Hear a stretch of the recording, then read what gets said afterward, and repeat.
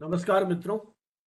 Communication today और भारतीय विद्यापीठ के संयुक्त तत्वावधान में संचालित की जा रही इस वेबिनार श्रृंखला की 211वीं कड़ी में आप सभी का हार्दिक स्वागत, अभिनंदन। 3 मई विश्व प्रेस स्वतंत्रता दिवस, आप सभी को हार्दिक बधाई। हालांकि अंतर्राष्ट्रीय स्तर पर आज जो रिपोर्ट जारी की गई है उसको देख करके कोई बहुत ज्यादा संतोष नहीं है। भारत की स्थिति 180 देशों में 157 भी बताई गई है, तो निश्चित रूप से स्थिति बहुत ही चुनौतीपूर्ण है। लेकिन फिर भी इस दिवस को हम इसलिए याद करते हैं कि कहीं आम आदमी से लेकर के कहीं पत्रकार कर्मी भी, मीडिया कर्मी भी समकालीन हालातों पर चिंतन मनन कर सके। इसलिए आप सभी को इस दिन की हार्दिक शुभकामनाएं। और जैसे कि हमारी परंपरा है, कार्यक्रम की शुरुआत में हम सरस्वती वंदना से इसको शुरू करते हैं। मैं अनुरोध करूंगा प्रियंका सिंह, भारतीय विद्यापीठ के school of journalism mass communication में सहायक प्रोफेसर के रूप में अध्यापन कार्य कर रही हैं। शिक्षण के साथ साथ वो अपने इंस्टीट्यूट का जनसंपर्क संबंधी गतिविधियों का भी संचालन करती हैं। और माखनलाल चतुर्वेदी राष्ट्रीय पत्रकारिता संचार विश्वविद्यालय के नोएडा परिसर से आपने अपनी मास्टर्स की उपाधि प्राप्त की और रेडियो आपका मुख्य विषय रहा। और वर्तमान में रेडियो पॉडकास्टिंग पर आप एक निजी विश्वविद्यालय से पीएचडी के लिए पंजीकृत हैं।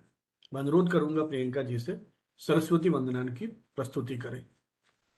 Thank you so much, sir. So I, Priyanka, welcome you all in our 211th webinar. Before moving ahead, I wish you all of you to a very special Press Day. बहुत बहुत शुभकामनाएं आप सबको press day की. It always gives an immense pleasure to present Saraswati Vandana in this media webinar series. So let's remember Ma Saraswati, Lord Saraswati through this Vandana. इतनी शक्ति हमें दे न दाता, मन का विश्वास कमजोर होना, हम चले नेक रास्ते पे हमसे भूल कर भी कोई भूल होना. इतनी शक्ति हमें दे न दाता, मन का विश्वास कमजोर होना, हम न सोचे हमें क्या मिला है, हम ये सोचे कि अब क्या है दर्पण, खुशियों की बातें सभी को, सबका जीवन ये बन जाए मधुबन, अपनी करुणा का जल तू बहा दे, कर दे पावन हर के मन का कोना, हम चले नेक रास्ते पे हमसे भूल कर भी कोई भूल होना, हम चले नेक रास्ते पे हमसे कर भी कोई भूल होना. Good afternoon to everyone joining us today from across the country and beyond it. It's my privilege to welcome you all in this very important webinar on the theme Shaping a Future at Peace, Promoting Press Freedom for Human Rights, Development and Security. With pride, we announce that the Communication Today, which is a 30-year-old bilingual media quarterly journal, considered as the lighthouse of media professional, and Bharati Vidyapeeth Institute of Computer Application and Management, New Delhi, which is a 60-year-old institutions, have hands joined together to organize this media lecture series. In this era where information shapes society and narratives influence nations, press freedom stands out and gives them democracy to speak and to present their thoughts. So today we are going to talk about that. Today's discussion aims to explore how an independent and responsible press can help us to build more peaceful and informed world. We are truly honored to have with us an eminent speaker for the session, Professor Rakesh Goswami, sir, Head Department of English Journalism, Indian Institute of Mass Communication, New Delhi. Professor sir has bring experience of decades and also rich academics and journalist experience. His insight into media ethics and evolving role of journalism is going to shape public discourse, which also add a different perspective given by sir on the same topic. So we are eagerly waiting to listen you, sir, and also waiting to enhance our knowledge on the same. So by this, I welcome you. Thank you so much, sir. बहुत बहुत आभार आपका। और जैसा कि प्रियंका ने बताया, आज का हमारा विषय है shaping a future at peace, promoting press freedom for human rights, development and security. UNESCO ने आज के दिन को विश्व प्रेस दिवस के रूप में घोषित किया और उसके लिए आज की ये थीम उन्होंने प्रस्तावित की थी। इस विषय पर यह आयोजन हमने आज रखा है और मुख्य वक्ता के रूप में प्रोफेसर राकेश गोस्वामी हमारे साथ हैं, जिनका विस्तृत परिचय जब मैं आमंत्रित करूंगा आपको अपना वक्तव्य देने के लिए, उस समय आपके सामने प्रस्तुत करूंगा। लेकिन 2 दशक तक पत्रकारिता, सक्रिय पत्रकारिता में काम करने के बाद आप भारतीय जनसंचार संस्थान में वर्तमान में अंग्रेजी पत्रकारिता का जो विभाग है उसके अध्यक्ष के रूप में काम कर रहे हैं। मैं फिर अनुरोध करूंगा प्रियंका जी से कि वे आज के हमारे मुख्य वक्ता प्रोफेसर राकेश गोस्वामी का ई बुके से स्वागत अभिनंदन करें। क्योंकि आयोजन आभासी मंच पर है तो हमने कुछ विकल्प तलाशे हैं। ऑनलाइन इस प्रकार के हमारे मंचों पर आभासी तरीके से ही हम हमारे जो वक्ता हैं, मेहमान हैं, उनका स्वागत ई बुके से करें। Priyanka ji. Thank you so much, sir. So, sir, this is an e-book from BVI Camp side and Communication Today side. हमेशा से ये जो e-book का मैसेज है that is कि इस e-book में जो फ्रेशनेस है, उसकी जो खुशबू है, उसे हम अपनी लाइफ में इम्बाइब करें और उसी फ्रेशनेस, उसी क्रिएटिविटी के साथ आगे बढ़ते जाएं और जितना भी हमारे एनवायरनमेंट है उसे और ज्यादा अच्छा बनाएं, उसे और ज्यादा फ्रेगनेंस से फिल कर लें। So this is the message for all of you. Thank you so much. और इस स्वागत के पीछे हमारी भी यही भावना है कि जिस प्रकार से फूलों की खुशबू किसी बगीचे को महका देती है, उसी प्रकार हम भी, हमारे जो ये अभियान है, विचार अभियान है, हमारी जो विचार यात्रा है, इसको इसी तरह से फूलों की खुशबू के रूप में, विचार की खुशबू के रूप में हम दिगंतर तक फैलाते रहें, प्रचारित प्रसारित करते रहें, ताकि जिस मिशन से हमने एक ये अभियान शुरू किया है मीडिया संबंधी विषयों पर आत्ममंथन का, चिंतन मनन का, जिसमें अब तक लगभग 500 से अधिक विशिष्ट व्यक्तित्व जो अलग अलग क्षेत्रों से हैं, अनुशासनों से हैं, हमारे साथ जुड़ चुके हैं। तो इसी उम्मीद के साथ विषय की पृष्ठभूमि के रूप में कुछ बात आपसे करूंगा, फिर मैं राकेश जी को अपनी बात कहने के लिए इनवाइट करूंगा। जैसा कि मैंने अभी कहा, आज का दिन 3 मई, इसको हम विश्व प्रेस स्वतंत्रता दिवस के रूप में मनाते हैं। यह दिन स्वतंत्र, निष्पक्ष और जिम्मेदार पत्रकारिता के महत्व को एक प्रकार से रेखांकित करता है, या इसके लिए यह दिन समर्पित है। इसकी शुरुआत यूनेस्को की पहल से हुई, जिसने वैश्विक स्तर पर मीडिया की स्वतंत्रता को मौलिक लोकतांत्रिक आवश्यकता के रूप में स्थापित करने में अपनी भूमिका एक तरह से स्थापित की है। पृष्ठभूमि की यदि हम बात करें तो हमें 1991 तक जाना पड़ेगा, जब विंडहोक में अफ्रीकी पत्रकारों का एक अंतर्राष्ट्रीय सम्मेलन आयोजित किया गया। इस सम्मेलन में एक घोषणा पत्र जारी किया गया, जो विंडहक डिक्लेरेशन या घोषणा पत्र के रूप में एक तरह से स्वीकार किया जाता है, जिसमें यह स्पष्ट रूप से कहा गया कि एक स्वतंत्र, बहुलवादी और स्वायत्त प्रेस किसी भी समाज के लोकतांत्रिक विकास के लिए आवश्यक है। इस घोषणा ने वैश्विक स्तर पर प्रेस की स्वतंत्रता के मुद्दों को एक नई दिशा दी।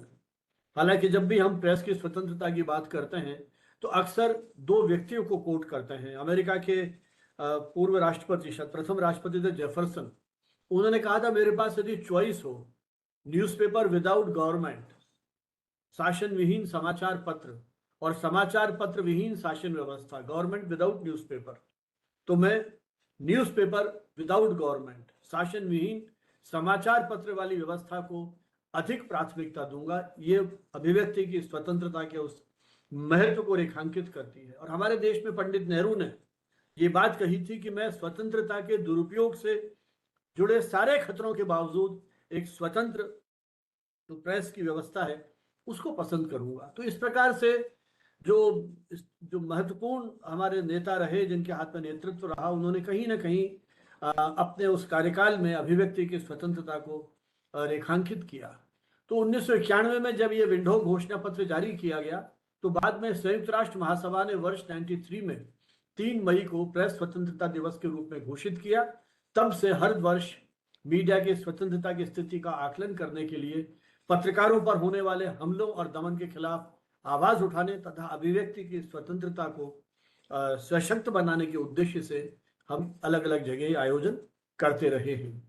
आज के डिजिटल युग में इस दिन का और अधिक महत्व हो गया है, क्योंकि सूचना का प्रवाह जिस तेजी से बढ़ा है, जैसे सूचना विस्फोट हुआ है, उसी के साथ फेक न्यूज, दुष्प्रचार, सेंसरशिप जैसी बहुत सारी चुनौतियां भी हमारे सामने आने लगी हैं। ऐसे में यह दिन हमें याद दिलाता है कि एक स्वतंत्र प्रेस ही मीडिया स्वतंत्र मीडिया ही या स्वतंत्र प्रेस ही लोकतंत्र की एक सच्चा प्रहरी है, जो सत्ता को जवाबदेह बनाता है, अकाउंटेबल बनाता है और नागरिकों के अधिकारों की रक्षा करता है। ये उसका एक तरह से प्राथमिक दायित्व है।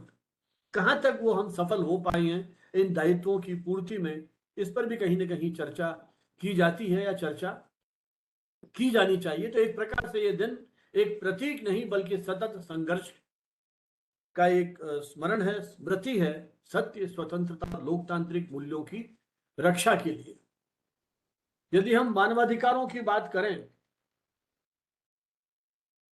तो प्रेस की स्वतंत्रता उसकी रक्षा का सबसे सशक्त उपकरण है। एक स्वतंत्र और निष्पक्ष मीडिया समाज में हो रहे अन्याय, शोषण और भेदभाव को उजागर करता है। पत्रकार बिना किसी दबाव या भय के सच्चाई को सामने लाए, तब सत्ता और व्यवस्था में पारदर्शिता बढ़ती है। उदाहरण के लिए, अनेक देशों में मीडिया की रिपोर्टिंग के कारण ही मानवाधिकारों के उल्लंघनों पर कार्रवाई संभव हो पाई है। यदि प्रेस को नियंत्रित किया जाता है, अंकुश लगाया जाता है, सेंसरशिप लगाई जाती है, तो इसमें कोई दो राय नहीं है कि नागरिकों के मौलिक अधिकारों को हम कहीं ना कहीं सीमित करते हैं। ह्यूमन राइट्स डिक्लेरेशन घोषित किया गया था 1949 में, उसमें भी संवाद की स्वतंत्रता को व्यक्ति का प्राथमिक अधिकार बताया गया था। दूसरा जो पहलू है जिसकी बात आज के विषय में की गई है, वो है विकास। और किसी भी राष्ट्र का समग्र विकास केवल आर्थिक प्रगति नहीं बल्कि सामाजिक जागरूकता और सहभागिता से उसका हम मूल्यांकन कर सकते हैं। और प्रेस का भी इस दिशा में एक महत्वपूर्ण रोल हो सकता है।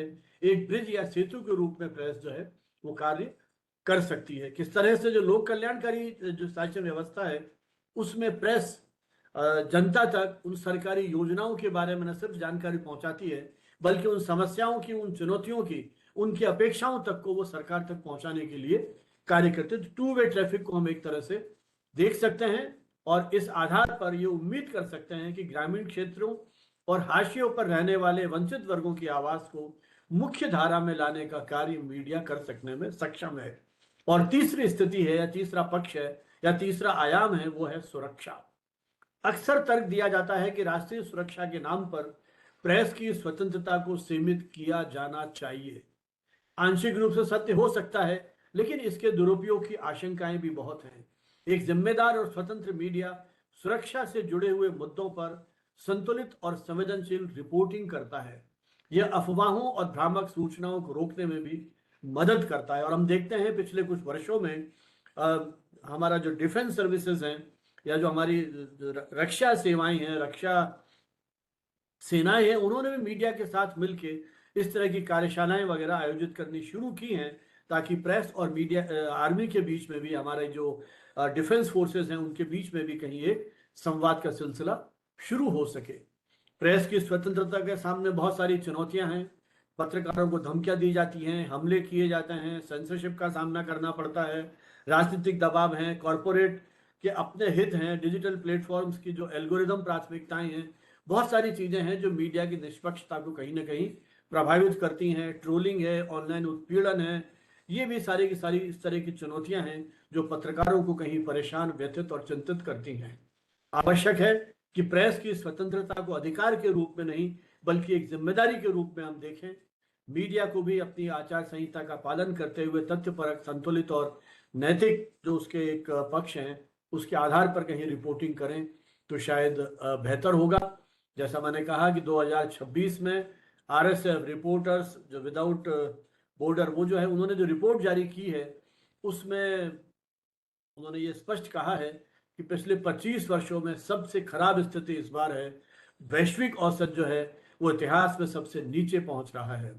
आधे से अधिक देशों में प्रेस की स्वतंत्रता को डिफिकल्ट या वेरी सीरियस जोन में रखा है उन्होंने। और जो जहां एक प्रेस के काम करने का अच्छा माहौल है, हार्डली उन देशों में 1% से कम पॉपुलेशन जो है वो रह रही है। कानूनों का दुरुपयोग किया जा रहा है, पत्रकारिता क्रिमिनलाइजेशन होता चला जा रहा है, आर्थिक संकट बढ़ते जा रहे हैं, हिंसा और युद्ध का असर उस पर हो रहा है। और भारत की स्थिति 2026 में हम 157वें स्थान पर आ गए हैं, जबकि 2025 में 151वें स्थान पर थे, अर्थात हम 6 और नीचे आ गए हैं। हालांकि सरकार का अपना पक्ष है, उनके जो मापदंड हैं उनको लेकर के सरकार सहमत नहीं है। बहुत सारे तर्क वितर्क की आलोचना की जा सकती है, लेकिन मोटे मोटे रूप में ये कहा जा सकता है कि बहुत अच्छी स्थिति या बहुत अच्छा माहौल इस समय अधिकांश देशों में प्रेस की स्वतंत्रता को लेकर के नहीं है। तो किस तरह के दबाव आते हैं प्रेस की, सरकार की जब आलोचना होती है, मुकदमे है, गिरफ्तारी है, उत्पीड़न है, बहुत सारी चीजें हैं।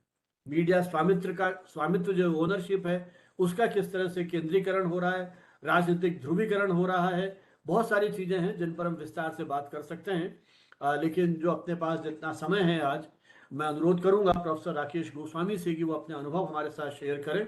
जैसे मैंने बताया, professor Goswami Indian institute of mass communication, जिसको अब यूनिवर्सिटी का एक तरह से डीम्ड यूनिवर्सिटी का स्टेटस भी दे दिया गया है, वहाँ आप अंग्रेजी पत्रकारिता का जो विभाग है उसके अध्यक्ष हैं, प्रमुख हैं। और इसी संस्थान में वे परीक्षा नियंत्रक के पद पर भी काम कर रहे हैं, और जो आईआईएमसी की पूरी एडमिशन प्रक्रिया है उसको भी एक तरह से आप देख रहे हैं। गूगल न्यूज़ इनिशिएटिव के ट्रेनर के रूप में भी आप फेक न्यूज़ और जो ये डिसइंफॉर्मेशन, मिस इन्फॉर्मेशन वाली जो सारी चुनौतियां हैं, इसे कैसे आइडेंटिफाई करें, कैसे इसको हम पहचानें, और किस तरह से इसको हम फेक न्यूज़ को डिटेक्ट करें, इसके बारे में भी एक ट्रेनर के रूप में आप जगह जगह कार्यशालाएं आयोजित करते रहे हैं। लगभग 2 दशक से अधिक आपका पत्रकारिता का अनुभव, करियर की शुरुआत हिंदुस्तान टाइम्स लखनऊ से आपने सब एडिटर के रूप में की, और कुछ ही वर्षों में आप इलेक्ट्रॉनिक मीडिया से जुड़ते हैं। नेटवर्क 18 का जो शुरुआत वहां से की, जो बाद में IBN 7 के रूप में कन्वर्ट हुआ। राजस्थान ब्यूरो के उसके आप प्रमुख रहे। उसके बाद आप टाइम्स नाउ के साथ आपने लंबे समय तक काम किया, और लगभग 1 दशक तक टीवी जर्नलिज्म से जुड़ने के बाद आप फिर प्रिंट की ओर लौटते हैं, और जयपुर से प्रकाशित हिंदुस्तान टाइम्स के एक तरह से आप ब्यूरो चीफ, या मैं जो वहाँ का रेजिडेंट एडिटर के रूप में आप मान लीजिए, उस तरह से आपने काम किया, लीडरशिप दी। और अक्टूबर 2020 में आपने भारतीय जनसंचार संस्थान में प्रोफेसर के रूप में वहाँ अपना पदभार ग्रहण किया, और शुरुआत आपने की जम्मू जो परिसर था IIMC का, वहाँ के रीजनल डायरेक्टर के रूप में। इसके पहले आपने IIMC में प्रोफेसर बनने के जस्ट पहले राजस्थान विश्वविद्यालय, अर्थात हमारे ही डिपार्टमेंट से आपने मास्टर्स की डिग्री प्राप्त की। पहले अटेम्प्ट में नेट की परीक्षा पास की, और फिर अपनी PhD की उपाधि राजस्थानी सिनेमा में आपने की। तो एक प्रकार से प्रिंट, इलेक्ट्रॉनिक और सिनेमा तीनों क्षेत्रों में आपका अनुभव रहा, और जो आपका PhD था राजस्थानी सिनेमा का, वो प्रकाशित भी हो चुका है। पत्रकार के रूप में यूँ तो सभी तरह की बीट पर काम करना पड़ता है, लेकिन मुख्य रूप से आपका हेल्थ और क्राइम, ये 2 जो एरियाज थे वो मुख्य थे। हेल्थ रिपोर्टिंग को लेकर के आप न्यूयॉर्क गए, और वहाँ एक पूरा ट्रेनिंग प्रोग्राम, शायद 3 वीक का था, वो प्रोग्राम आपने अटेंड किया। और जब हमारे डिपार्टमेंट ने यूनिसेफ के साथ करीब 4-5 साल तक हमने काम किया, उसके साथ भी आप जुड़े रहे, और यूनिसेफ ने राजस्थान के 5 पत्रकारों को, हमने उस समय एक फेलोशिप दी थी, तो उन 5 में राकेश गोस्वामी का भी उसमें चयन हुआ था, और आपने एक प्रोजेक्ट पर वहाँ पर काम किया था। हाल ही में आपकी 2 बड़ी रोचक पुस्तकें प्रकाशित हुई हैं। ऑपरेशन या बज़ाका एक अपराध कथा है, जो एक IPS अधिकारी के साथ आपने लिखी थी। और अभी कुछ ही दिन पहले आपकी एक और प्रमुख पुस्तक आई है, शंकरिया कनपट्टी मार। शंकरिया कनपट्टी मार राजस्थान का एक ऐसा चरित्र है जिसने बहुत सारे लोगों की, शायद 70 से अधिक लोगों का हत्या कर दी थी, और उसके बारे में कुछ पता नहीं था। तो वो पूरा का पूरा जो उसका एक जीवनचर्या है, उस पर आपने एक महत्वपूर्ण रिसर्च की और बहुत मेहनत की है। क्योंकि इनके साथ मेरा निरंतर संवाद होता रहा है, तो मुझे मालूम है कि उस पुस्तक के लिए आपने कितने वर्षों तक मेहनत की है, और किस तरह से पुलिस, कोर्ट और जो उससे संबंधित जो भी और पक्ष थे, उनसे आपने वो सारी सामग्री प्राप्त की है। और ये 2 पुस्तकें हाल ही में जो आपकी प्रकाशित हुई हैं, ये काफ़ी चर्चित रही हैं।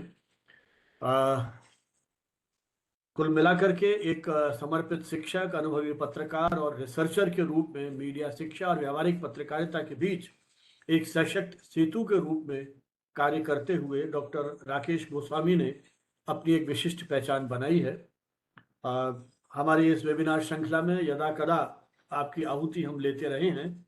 इस बार बहुत लंबा समय हो गया था, तो मुझे लगा कि आज का ये जो महत्वपूर्ण विषय है उस पे, अब चूंकि अकादमिक क्षेत्र में भी आप काम कर रहे हैं, प्रोफेशनल एक्सपीरियंस है, तो उन सारा दोनों पक्षों को मिला करके इस विषय को आप किस रूप में देखते, समझते और विश्लेषित करते हैं। आमंत्रित हैं प्रोफेसर राकेश गोस्वामी अपनी बात कहने के लिए। प्रोफेसर गोस्वामी। बहुत बहुत धन्यवाद सर।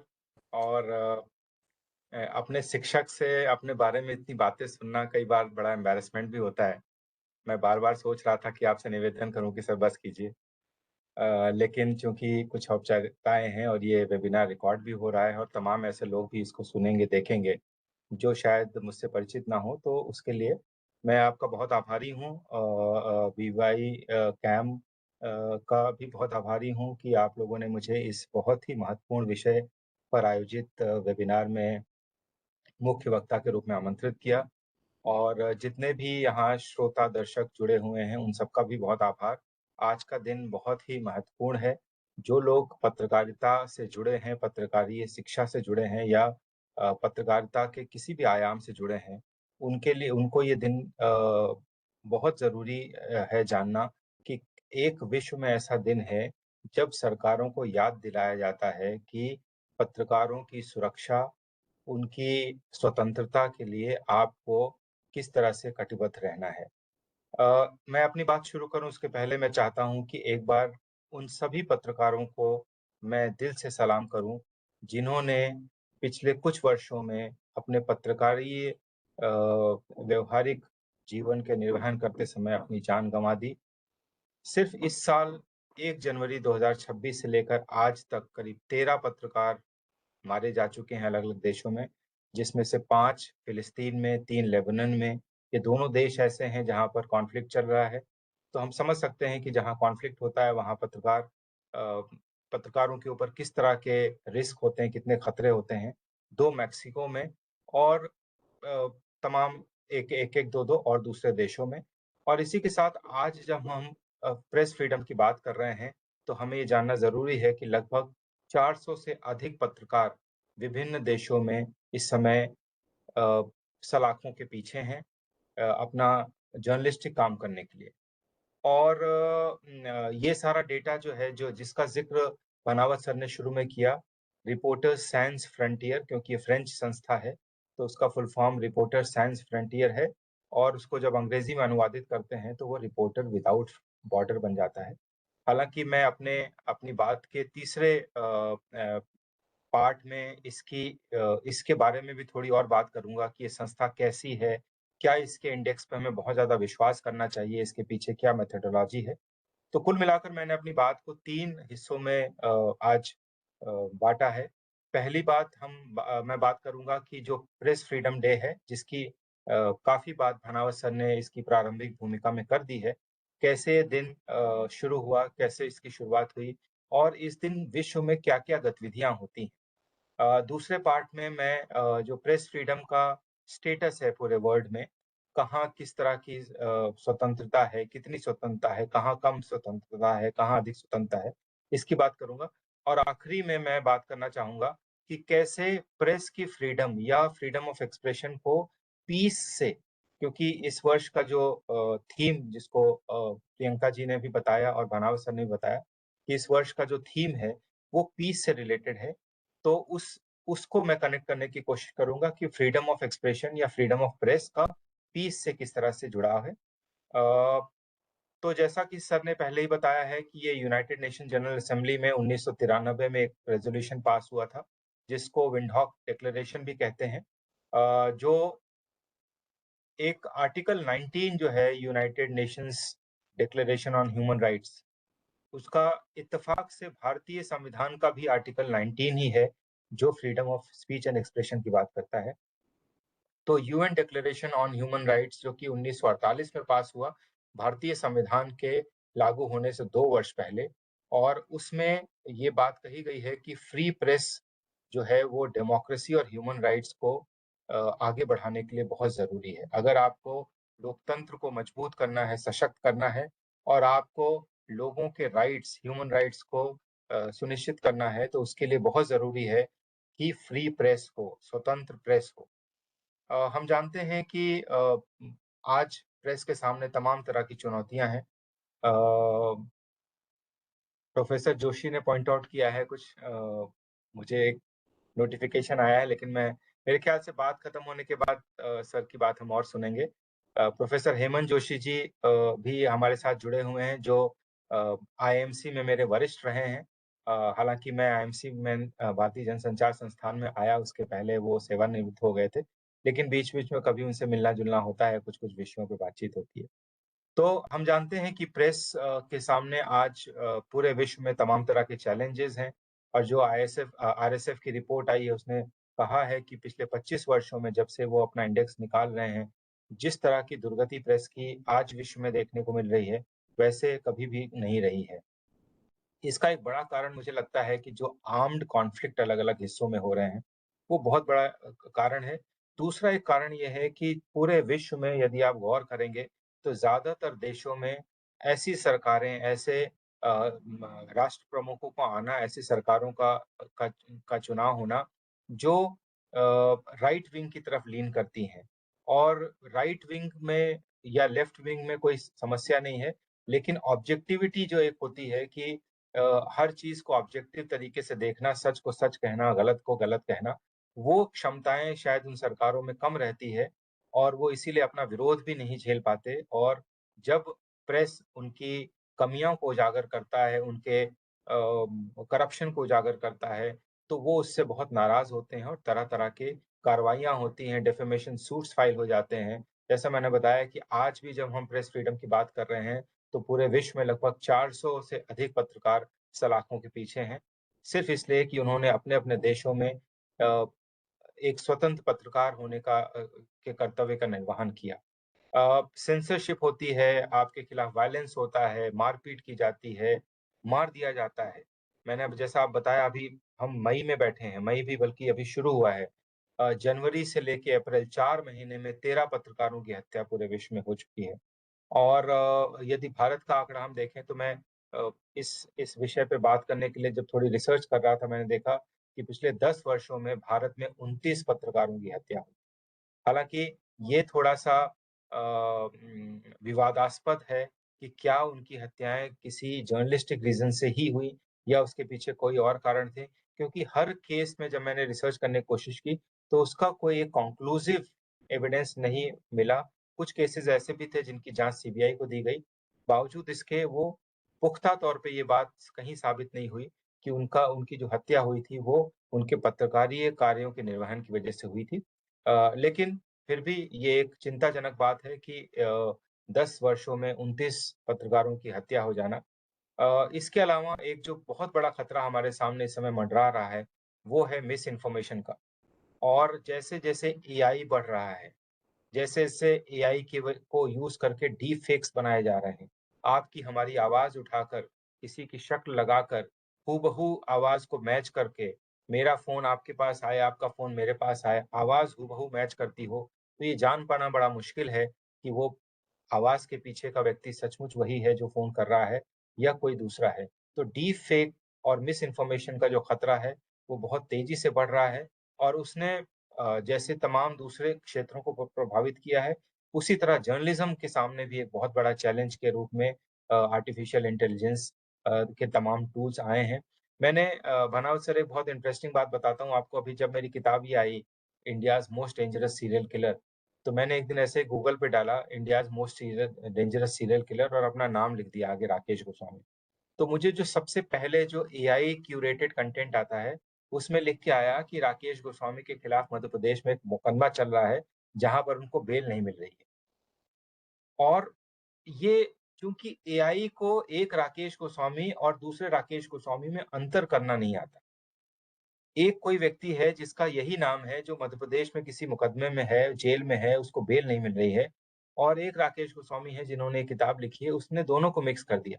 यदि कोई इस तरह का कंटेंट ऐसा व्यक्ति पढ़े जो इस चीज़ से वाकिफ़ ना तो हो सकता है वो अपनी ओपिनियन कुछ और बना लेगा। तो ये एक बहुत बड़ा खतरा इस समय जर्नलिज़्म के सामने है। हालाँकि एआई ने बहुत अपॉर्च्युनिटीज़ भी हमें दी हैं, हमारे बहुत से काम अब बहुत तेज़ी से होने लग गए हैं। बहुत से ऐसे काम थे जिसको करने में हमें हमारा मैन पावर, हमारा रिसोर्सेज़ बहुत खर्च होता था। वो अब बहुत स्पीड से और बहुत एक्यूरेसी के साथ हो रहा है। लेकिन इसके साथ ही एक बहुत बड़ा रिस्क जो जर्नलिज़्म के सामने है वो एआई का है। और मैं लगातार एआई पे पढ़ता रहता हूँ इंटरनेशनल मैगज़ीन्स वग़ैरह में, और अभी हाल में ही एक रुचिर हैं इन्वेस्टमेंट बैंकर जिन्होंने एक्सप्रेस अड्डा में आके कहा कि मुझे आशा ही नहीं पूर्ण विश्वास है कि एआई का जो बूम है, वो डॉट कॉम बूम जैसा एक दिन खत्म हो जाएगा। अभी आप लोगों ने सबने देखा होगा जो एंट्रोपिक का एक नया टूल आया है, जिसको लेके एंट्रोपिक ही इतना डर गया है कि उसने उसको रिलीज़ नहीं किया है। माइथॉस शायद उसका नाम है अगर मुझे ठीक से याद हो। माइथॉस की एक्यूरेसी और कुछ चीज़ें ऐसे रिज़ल्ट्स आए जिसको उसको बनाने वाली कंपनी को ही रोकना पड़ा। वो इतना डर गए कि पता नहीं आने वाले समय में क्या होगा। तो एक बहुत बड़ा खतरा है, और मैं तो कहता हूँ कि हम लोग इस समय एक 3 एज़ के खतरे में जी रहे हैं। एंग्ज़ायटी, एंगर और एआई। हम सब जानते हैं कि मेंटल हेल्थ की हमारे विश्व में क्या सिचुएशन है, जिसमें एक बहुत बड़ा रोल इंटरनेट और सोशल मीडिया का भी है। सोशल मीडिया पर मिलने वाली इंस्टेंट फेम और ना मिलने वाली इंस्टेंट फेम से अक्सर लोग एंग्ज़ायटी का शिकार हो जाते हैं।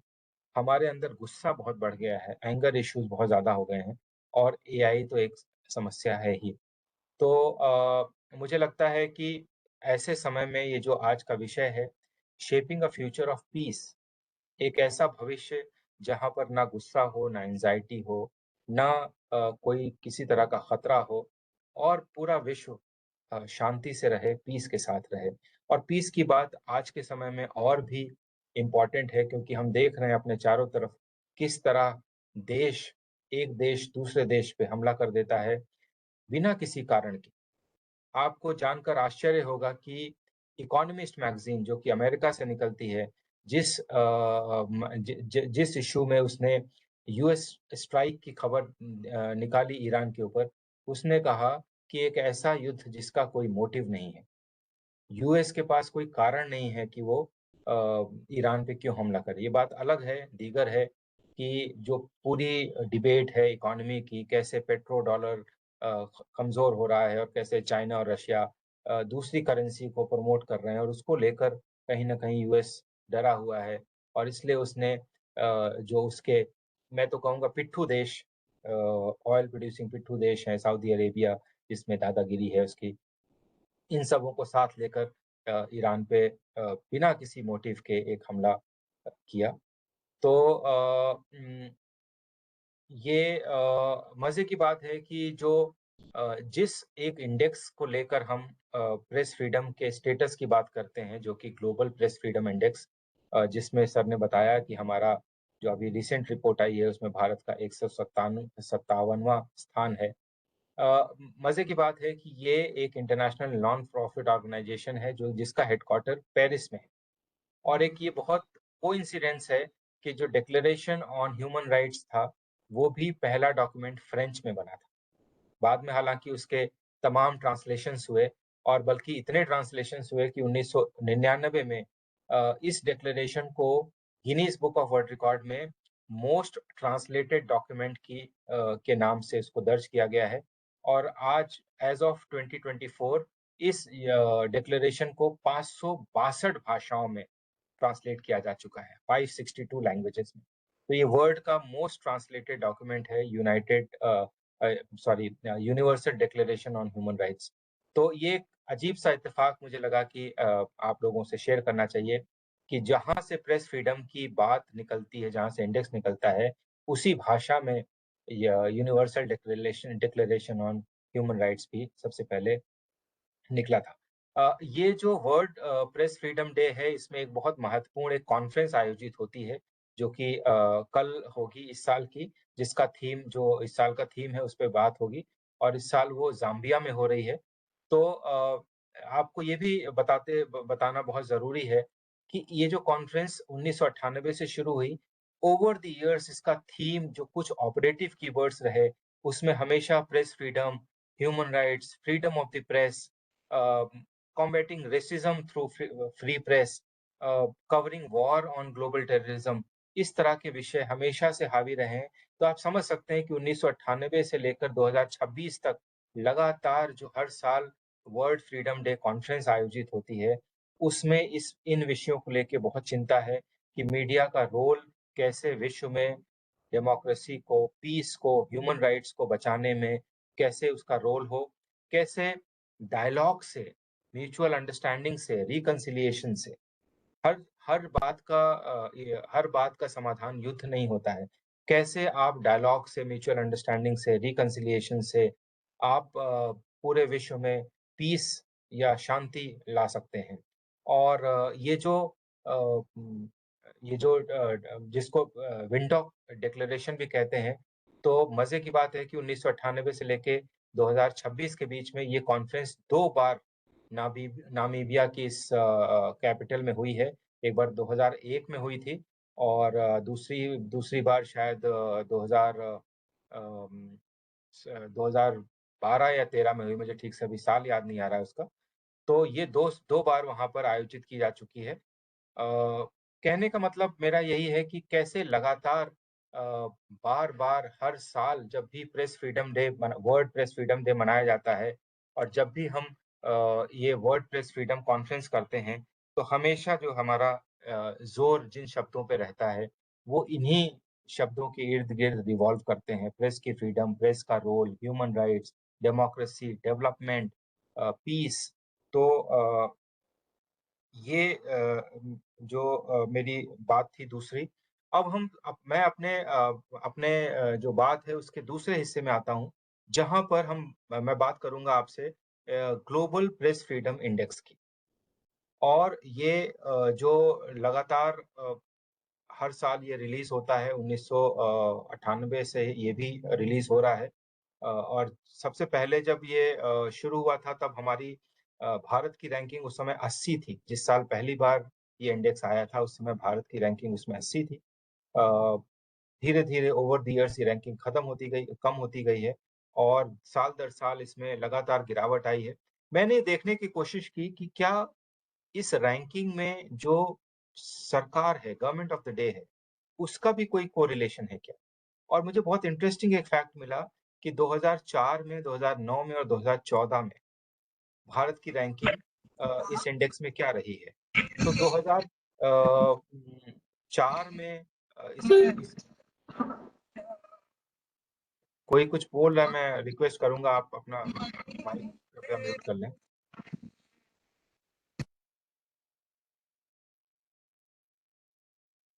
जी, तो 2014 में जब नरेंद्र मोदी भारत के प्रधानमंत्री बने, तो उस वर्ष भारत की रैंकिंग 120 थी। और 2009 में यानी 5 साल पहले जब यूपीए 2 की सरकार थी, तो उस समय भारत की रैंकिंग 105 थी। तो मैं ये कतई नहीं बताना चाह रहा हूँ कि उसका कोई इससे रिलेशन है, कोई कॉज़ल उसकी वैल्यू है। लेकिन एक इंटरेस्टिंग फैक्ट है कि कैसे-कैसे आप उसको जो इंडेक्स है उसको आप prevalent government of the day से भी कोरिलेट करने की कोशिश करते हैं। और ये इसलिए भी ज़्यादा ज़रूरी है क्योंकि अगर आप आरएसएफ की वेबसाइट पे जाएँगे और इंडिया का पेज खोलेंगे, तो उसमें बहुत ज़ोर-शोर से ये बात लिखी है उन्होंने कि जब से भारत में नरेंद्र मोदी की सरकार आई है और नरेंद्र मोदी के लिए उन्होंने शब्द लिखा है embodiment of the Hindu nationalist right. तो ये जो संस्था है, ये जो नॉन प्रॉफिट ऑर्गेनाइजेशन है, ये भी कहीं न कहीं ये इंगित करने की कोशिश कर रही है कि मोदी सरकार के आने के बाद भारत में प्रेस की फ्रीडम बहुत कम हुई है और इस इंडेक्स में हम लगातार जैसा मैंने बताया 2009 में हम 105 पे थे, 2014 में 120 पे थे और आज हम 157 पे हैं, तो लगातार उसमें गिरावट आ रही है। लेकिन ये बात कहने के साथ ही एक बहुत इम्पोर्टेंट बात ये है कि क्या आरएसएफ का डेटा बहुत रिलायबल है? क्या आरएसएफ का जो इंडेक्स है, उस पे हमें आँख मूंद कर विश्वास कर लेना चाहिए? तो मैं बहुत विनम्रता के साथ ये कहना चाहता हूँ कि आरएसएफ का अगर हम इतिहास देखेंगे, उसके पीछे कौन लोग हैं, भारत को लेकर उस संस्था का रुख क्या है, तो आपको तमाम प्रश्नों का उत्तर बड़े आसानी से मिल जाएगा। मसलन यदि आप आरएसएफ की वेबसाइट पे जाकर भारत का नक्शा देखेंगे, तो उसमें कश्मीर गायब है। यदि आप उसकी वेबसाइट पे जो उसमें न्यूज़ के खबरें आती हैं, उसमें आपको 90% खबरें कश्मीर से रिलेटेड मिलेंगी। तो कहीं न कहीं ये जो वेस्टर्न मीडिया और वेस्टर्न मीडिया का पब्लिकेशन और वेस्टर्न ऑर्गनाइज़ेशंस का एक बायस है इंडिया के खिलाफ, वो आज से नहीं है। ऐसा नहीं है कि नरेंद्र मोदी सरकार के आने के बाद ऐसा हो। ये गांधी के समय से एक बहुत इम्पोर्टेंट किताब बहुत प्रसिद्ध पत्रकार हुए उमेश उपाध्याय, उन्होंने बहुत ज़रूरी किताब लिखी, western media narratives on India from Gandhi to Modi. और उसमें उन्होंने बताया कि गांधी जी के समय से लेकर ही अ, मोदी तक लगातार वेस्टर्न मीडिया का बायस कैसे इंडिया के खिलाफ रहा है और कैसे उन्होंने हमेशा भारत को पुअर लाइट में शो करने की कोशिश की। मैं इसके लिए एक बहुत इंटरेस्टिंग आपको 2 उदाहरण देना चाहता हूँ। 1 मई 2020 में 3 बहुत इम्पोर्टेंट डेवलपमेंट इस देश में हुए। पहला डेवलपमेंट था कि भारतीय रेलवे ने 2000 2600 से अधिक ट्रेनें चलाकर माइग्रेंट वर्कर्स को उनके घर सुरक्षित पहुंचाया था। याद कीजिए ये कोविड लॉकडाउन का समय था, जब ट्रांसपोर्ट के साधन कतई नहीं थे, लोग दर-दर भटक रहे थे। तब भारतीय रेल ने स्पेशल ट्रेन चलाकर, बसें चलाकर स्टेट गवर्नमेंट्स ने माइग्रेंट वर्कर्स को जो अपना घर छोड़कर दूसरे शहरों में नौकरी की तलाश में जाते हैं, उनको अपने घर सुरक्षित पहुंचाया था। और इसके लिए एक प्रेस कॉन्फ्रेंस की थी गृह मंत्रालय ने और कहा था कि हमने करीब 35 लाख लोगों को सुरक्षित अपने घर पहुंचाया है। दूसरा डेवलपमेंट ये हुआ था कि उसके आस-पास ही भारत और चीन की सीमा में लद्दाख के पास बहुत टेंशन चल रहा था और वो टेंशन बढ़ के जून होते-होते गलवान वैली में जो क्लैश हुआ जिसमें हमारे लगभग 20 भारतीय सैनिक शहीद हो गए थे। हमें नहीं पता कि चाइना के साइड में क्या कैज़ुअल्टी हुई थी, लेकिन ये ज़रूर सुनने में आया था कि उस तरफ भी कैज़ुअल्टी हुई थी और वो टेंशन बहुत ज़्यादा बढ़ गया था। उस टेंशन के बीच में प्रधानमंत्री नरेंद्र मोदी ने तीनों सेना प्रमुखों को बुलाकर एक बैठक की और इस बात पे मंत्रणा की कि कैसे इस टेंशन को ईज़ आउट किया जाए। और तीसरा डेवलपमेंट ये था कि कोविड के इलाज के लिए एक हाइड्रॉक्सी क्लोरोक्विन नामक दवा जिसका नॉर्मली प्रयोग मलेरिया के लिए किया जाता है, उसको कोविड के ट्रीटमेंट में प्रयोग करने की परमिशन आईसीएमआर और डब्ल्यूएचओ ने दी। ये 3 बहुत इम्पोर्टेंट डेवलपमेंट्स मई-जून में हुए भारत में, लेकिन आपको ये सुन के बहुत ताज्जुब होगा कि इनमें से कोई भी डेवलपमेंट वेस्टर्न मीडिया में कहीं भी रिपोर्ट नहीं हुआ। भारत के बारे में वेस्टर्न मीडिया में खबर ज़रूर छपी, लेकिन वो इन तीनों में से नहीं थी। तो क्या थी ऐसी खबर जो जिसको लगा वेस्टर्न मीडिया को कि इन 3 खबरों से ज़्यादा इम्पोर्टेंट है? वो खबर थी कि तिरुवनंतपुरम में एक व्यक्ति ने अपनी पत्नी को मारने के लिए उसके बिस्तर में कोबरा साँप छोड़ दिया। अब इस घटना से आप समझ सकते हैं कि वेस्टर्न मीडिया का जो किस तरह का नैरेटिव, किस तरह का बायस है। मतलब फ कोविड-19 जैसी महामारी में एक दवा को ट्रीटमेंट के तौर पे यूज़ करने की परमिशन डब्ल्यूएचओ दे रहा है।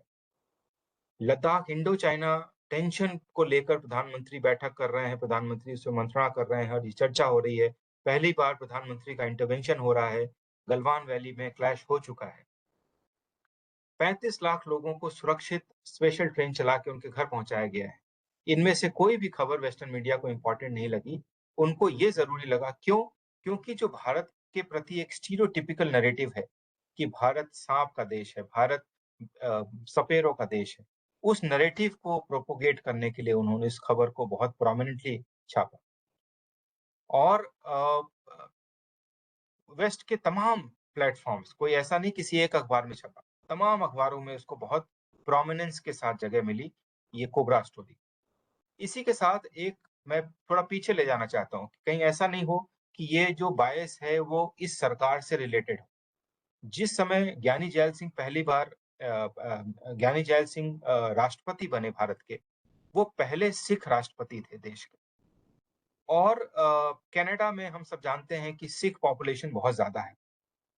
यहाँ तक कि कुछ फ्लाइट्स जो कनाडा जाती हैं उनमें अनाउंसमेंट्स भी पंजाबी में होता है, गुरमुखी कनाडा में तमाम जगह गुरमुखी लिखी हुई है। लेकिन जब भारत ने जो कि विश्व का सबसे बड़ी डेमोक्रेसी है, उसने एक सिख व्यक्ति को प्रेज़िडेंट बनाया, उस खबर को कनाडा के किसी मीडिया ने कवर नहीं किया। क्या कवर किया? उसी समय एक हरिद्वार जाने वाली बस खाई में गिर गई थी जिसमें 60 लोगों की मौत हो गई। इस खबर को कनाडा की मीडिया ने अपने पत्रों में प्रमुखता दी और ये बात कि भारत में एक सिख व्यक्ति पहली बार राष्ट्रपति बना है, इसका कहीं नामो-निशान नहीं। तो ये मैंने आपको दोनों रेंज इसलिए बताई कि ऐसा नहीं है कि ये आज का फिनोमेनन है। इस सारे बैकग्राउंड के साथ हमें आरएसएफ के इंडेक्स को देखना चाहिए और ये समझना चाहिए कि ये 22 ये भारत को क्या हमेशा नीचा दिखाने की कोशिश है? क्या वेस्ट ये बात हज़म नहीं कर पाता है कि इस देश में भी चीज़ें अच्छी हो रही हैं? मैं आपको अगर डेटा बताऊँ तो मैक्सिको में पिछले 10 साल में 90 पत्रकारों की हत्या हुई और भारत में ये संख्या कोई बहुत एनकरेजिंग नहीं है, लेकिन 90 से बहुत कम है। भारत में 29 पत्रकारों की हत्या हुई, लेकिन मैक्सिको का जो ग्लोबल इंडेक्स में रैंक है वो 122 है और इंडिया का 157 है। पाकिस्तान का रैंक हमसे ज़्यादा है, जबकि वहाँ पर जो हत्याएँ हुई हैं वो लगभग उतनी ही हुई हैं जितनी भारत में हुई। तो इन सब फैक्ट्स को बताने के पीछे मेरा उद्देश्य सिर्फ़ इतना सा है कि हमें ये जो ग्लोबल प्रेस फ्रीडम इंडेक्स है, इसको बहुत गंभीरता से, बहुत सीरियसली लेने की ज़रूरत नहीं है। ये बात कहते हुए मैं बहुत ज़िम्मेदारी से इस बात को समझ रहा हूँ कि ऐसा बिल्कुल नहीं है कि भारत में प्रेस बिल्कुल स्वतंत्र है, भारत में पत्रकारों के ऊपर कोई खतरा नहीं है, कोई संकट नहीं है, तमाम तरह के संकट हैं। और जो मैंने आपको पहले संख्या बताई कि इतने पत्रकारों की हत्याएँ हुई, उसमें बहुत से ऐसे पत्रकार थे, जो फ्रीलांसर थे। ये एक बहुत वरीइंग साइन है कि जो पत्रकार बड़े संस्थानों के साथ जुड़े होते हैं, वो कंफर्टेबली थोड़ा प्रोटेक्टेड रहते हैं। लेकिन जो फ्रीलांसर है, जो अपने इलाके में हो रही इल्लीगल माइनिंग को अपना कैमरा लेके, माइक लेके रोज़ जाके उसको उजागर करता है, उसके ऊपर किसी भी तरह की प्रोटेक्शन नहीं होती है। और ये बड़ा दुर्भाग्य है कि जितने पत्रकारों की भारत में हत्या हुई है, वो सारे ऐसे ही पत्रकार थे जो किसी बड़े संस्थान से 1-2 को छोड़ के बड़े संस्थानों से नहीं जुड़े हुए। जब मैं जर्नलिस्ट था तो हम देखते थे कि जब आप किसी भी करप्शन की साइट से दूर होते हैं, तो उतना ही आप वहाँ उससे प्रोटेक्टेड होते हैं। मैं जयपुर में बैठ के यदि ये लिख रहा हूँ कि टोंक में बनास नदी को खोद कर लोग वहाँ पे रात में 50 ट्रक बजरी खनन करते हैं, तो मैं प्रोटेक्टेड इसलिए हूँ कि शायद बजरी खनन माफिया मुझ तक पहुँच नहीं पाएगा। यदि मैं दिल्ली में बैठ के वही खबर लिखता हूँ तो और प्रोटेक्शन हो जाता है। लेकिन आप कल्पना कीजिए कि जो टोंक ज़िले का एक छोटा-सा पत्रकार, जो किसी बड़े संस्थान में काम नहीं करता है, वो जब उस खनन माफिया के पास को एक्सपोज़ करने जाता है, उस पे किस तरह के संकट होते हैं। धमकियाँ पहले शुरुआत धमकियों से होती है, प्रलोभन दिए जाते हैं, धमकी दी जाती है और जब दोनों से बात नहीं बनती है, तो फिर उन पे हमला किया जाता है, वायलेंस होता है, कभी किसी का हाथ तोड़ दिया, पैर तोड़ दिया, जान से मार दिया, ट्रक चढ़ा दिया। मध्य प्रदेश में एक इल्लीगल माइनिंग को कवर करने वाले पत्रकार के ऊपर माइनिंग का ट्रक चढ़ा दिया। एक जगह छत्तीसगढ़ में जो मेरे ख्याल से 2024 की घटना है, छत्तीसगढ़ में पत्रकार की सेप्टिक टैंक में लाश मिली 3 दिन बाद। 3 दिन बाद पता लगा कि वो उसको मार के वहाँ और क्यों? क्योंकि वो कुछ लोकल ठेकेदार थे, जो करप्शन कर रहे थे और उनको एक्सपोज़ कर रहा था। तो य ये दोनों बात हमें पैरेलली समझने की ज़रूरत है कि एक तरफ जहाँ ये जो ग्लोबल इंडेक्सेस हैं, जो लगातार भारत को नीचा दिखाते हैं, उनको we need to take it with a pinch of salt. लेकिन साथ ही जो देश में स्थिति है, उससे भी हमें अवेयर रहना चाहिए। सेंसरशिप आज अभी आपने रिसेंटली पढ़ा होगा कि जो हमारा आईटी एक्ट है, आईटी रूल्स हैं, उसमें अमेंडमेंट किया जा रहा है और जो टेक डाउन की नोटिसेज़ होती हैं, जैसे मान लीजिए आपने यूट्यूब पे कुछ लिखा news content, non news content से इसका कोई लेना-देना नहीं है। या सोशल मीडिया पे कुछ लिखा, तो पहले टेक डाउन में लगभग 36 घंटे का समय लगता था। जब सरकारें सोशल मीडिया प्लेटफ़ॉर्म्स को लिखती थी, उसको हटाने में 36 अभी जो नया अमेंडमेंट हुआ है 3 घंटे के अंदर उसको हटा दिया जाएगा। तो हेट स्पीच को हटाया जाएगा, लेकिन वो हेट स्पीच किसके खिलाफ? क्या सरकार की अकाउंटेबिलिटी को इंश्योर करने के लिए कुछ लिखा जाना हेट स्पीच है? क्या किसी संस्था के करप्शन को एक्सपोज़ करना हेट स्पीच है? हम नहीं जानते, हो सकता है कल को उसको भी हेट स्पीच की कैटेगरी में डालकर और ऐसा कंटेंट तमाम जो एक अल्टरनेटिव मीडिया का रास्ता जो हमें सोशल मीडिया ने दिया है, वो उस रास्ते को भी बंद करने की कोशिश हो। तो ये हमें बिल्कुल पता होना चाहिए कि प्रेस फ्रीडम की स्थिति ना सिर्फ इंडिया में पूरे विश्व में बहुत दयनीय है। जगह जगह हम इस तरह की खबरें सुनते हैं। और अब लास्ट में 2-4 मिनट में जो मैंने आपसे बताया था कि जो तीसरा हिस्सा है कि प्रेस की फ्रीडम और पीस का क्या रिलेशन है, उस पे करने के लिए सिर्फ मैं आपको अ, एक एक बात का उल्लेख करूँगा और उसके बाद अपनी बात समाप्त करूँगा। नोबेल पीस प्राइज़ के इतिहास में पहली बार 2021 में 2 पत्रकारों को नोबेल पीस प्राइज़ दिया गया। मारिया रेसा फिलीपींस की और दिमित्री मुराटोव रशिया के। दोनों ये शायद नोबेल कमिटी के इतिहास में नोबेल प्राइज़ेज़ जब से शुरू हुए उनके इतिहास में पहला ऐसा मौका था, जब पत्रकारों को पीस के लिए पुरस्कार दिया गया। और इस बात से इस घटना से ये बात बहुत हद तक साबित हो गई कि फ्री प्रेस का पीस को फोस्टर करने में बहुत बड़ा रोल है। इन दोनों पत्रकारों की कहानियाँ बहुत इंटरेस्टिंग हैं। रशिया में जब रशिया-यूक्रेन वॉर शुरू हुआ, तो दिमित्री मुराटोव का जो अखबार था, जिसको इंटरेस्टिंगली यूएसएसआर के जो लास्ट लीडर थे, मिखाइल गोर्बाचोव, जिनको 1990 में नोबेल पीस प्राइज़ मिला था, उन्होंने अपने पीस प्राइज़ में जो पैसा मिलता है, आप जानते होंगे कि नोबेल प्राइज़ में बहुत बड़ी धनराशि मिलती है। उस पूरी धनराशि को लगाकर ये अखबार शुरू किया था, जिसके एडिटर इन चीफ बाद में दिमित्री मुराटोव बने, जिनको 2021 में नोबेल प्राइज़ मिला। तो मिखाइल गोर्बाचोव द्वारा शुरू किया गया, मतलब he was one of the founders. तो 3 लोगों ने मिलके शुरू किया था, लेकिन फंडिंग मोटे तौर पे गोर्बाचोव की थी।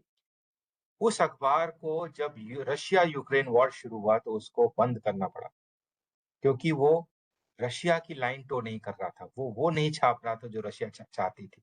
वो छाप रहा था जो सच। वो लिख रहा था कि कैसे रशिया ने चेचेनिया में क्या किया है।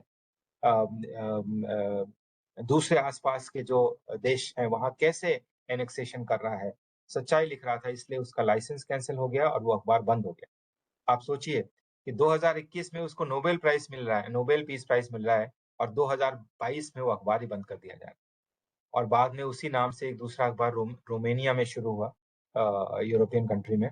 तो उसी नाम से वो अखबार चलता है, लेकिन दिमित्री मुराटोव का जो अखबार था, जिसको मिखाइल गोर्ब और ये अखबार, एक और बड़ी इंटरेस्टिंग बात है कि ये अखबार ऐसा है जहाँ एडिटर इन चीफ के लिए इलेक्शन होता है। और दिमित्री मुराटोव लगातार कई वर्षों से एडिटर इन चीफ चुने जा रहे थे। फिर उन्होंने एक वर्ष कहा कि भई बहुत हो गया, इस बार मैं चुनाव में खड़ा नहीं होऊँगा। तो उनके पूरे एडिटोरियल स्टाफ ने उनसे रिक्वेस्ट करा कि नहीं, आपके अलावा इस अखबार को दिशा-दशा कोई और दे नहीं सकता। तो ये वाकया, और इसी तरह मारिया रेसा, जिन्होंने फिलीपींस में रहते हुए लगातार ये कोशिश करी कि कैसे जो फिलीपींस की सत्ता है, जो वहाँ का शासन है, उनके द्वारा पत्रकारों पे किए जाने वाले जुल्म, जो ह्यूमन राइट्स के वायलेशंस हैं, उनके बारे में लिखा जाए। और दोनों पत्रकारों को प्रेस फ्रीडम को करने के लिए, for protection of human rights and fostering peace, they were given Nobel prize. तो इस वाकये से बस दिमित्री मुराटोव के अखबार के 6 पत्रकारों की हत्या भी हो चुकी है। जब से ये अखबार शुरू हुआ 1991 से लेके 1995 से लेके और 2022 में जब ये बंद हुआ, तब तक 6 पत्रकारों की उसी अखबार से। ऐसा उदाहरण पूरे विश्व में कहीं नहीं मिलता है कि किसी एक मीडिया संस्थान के 6 पत्रकारों की हत्या अपने पत्रकारीय कर्तव्य के निर्वहन करने की वजह से हो गई हो। तो मुझे लगता है कि समय काफ़ी हो गया है सर।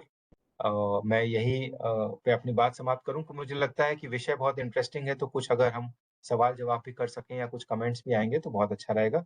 आपने बहुत तसल्ली से मुझे सुना, मेरी बात सुनी और मुझे यहाँ आने का मौका दिया। उसके लिए कम्युनिकेशन टुडे, भारतीय विद्यापीठ, अ, भानावत सर, प्रोफेसर हुडा, प्रियंका जी, आप सबका बहुत-बहुत धन्यवाद। नमस्कार। चलिए, बहुत बहुत धन्यवाद Goswami ji.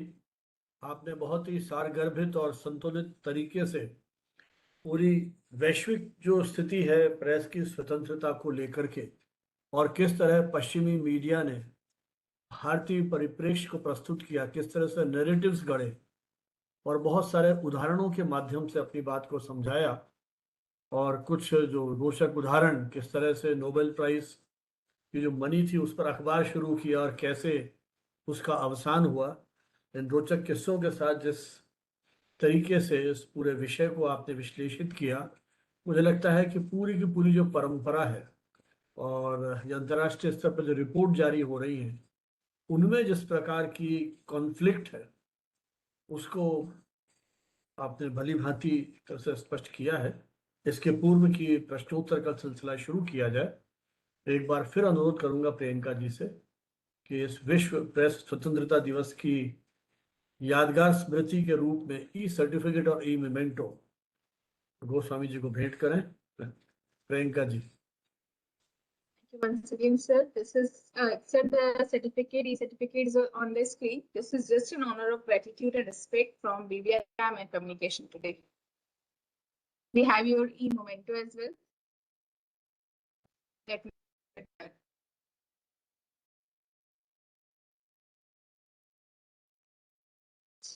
Sir, your e-memento is on the screen. We will be sharing this either through WhatsApp or through your email. अभी दिख नहीं रहा है, अभी आया शेयर नहीं हुआ है। Sir, I can see that वो दिख तो रहा है। नहीं नहीं आ रहा है, स्क्रीन पे नहीं आ रहा है। मुझे भी नहीं दिख रहा है। हाँ अभी नहीं अच्छा आया। ओके, बिकॉज अब मुझे आएगा लग स्टॉप रहा है। भी ऑप्शन आ रहा है, दिखा क्या? नहीं, अच्छा एक मिनट रुकिए सर। हाँ अब दिख गया ई सर्टिफिकेट, बंद हो गया अच्छा वापस, दिख गया। आई डोंट नो, मैंने तो चला गया वापस वो। एक अच्छा सेकंड। ठीक है सर, सर एक मिनट दीजिए, आप फिर से शो कर देती हूँ। Is it visible on the नहीं, स्क्रीन? हाँ कैन यू हाँ सी इट? अब विजिबल है ई Yes, certificate. now it is visible. एक मिनट और दीजिएगा मुझे। आज फोन के नेटवर्क की जैसा मुझे ऐसा लग रहा है कि हमने बोल दिया और उसके बाद वो आवाज बाद में आती, कुछ उसी तरीके से हो गया। Sir, you can see the e-memento on the screen. बिल्कुल Yes, बिल्कुल। yes. Done, sir. Thank you so much. Thank you, thank you. चलिए अब ये सत्र चर्चा के लिए खुला है। जो भी मित्र अपनी बात करना चाहें, कोई कमेंट हो, कोई प्रश्न हो, अपना वीडियो ऑन करें, अपना परिचय दें, प्रश्न पूछें या टिप्पणी करें संक्षेप में। Participants, if you are interested, you can unmute yourself and come up with your query or the solution you have. Sir, we have a number of solution in the chat box. Divakar sir का last message है, sir, I urge you to bring one more session with the same guest. Naringam sir का है, thank you Rakesh sir for the valuable insight. Abhinav sir का भी है, thanks for the great information. Dhananjay sir का भी same info है, thank you for very much for the innovative information. Okay, any of you want to share any kind of discussion or come up with a query, you can unmute yourself or raise your hand and come with your query.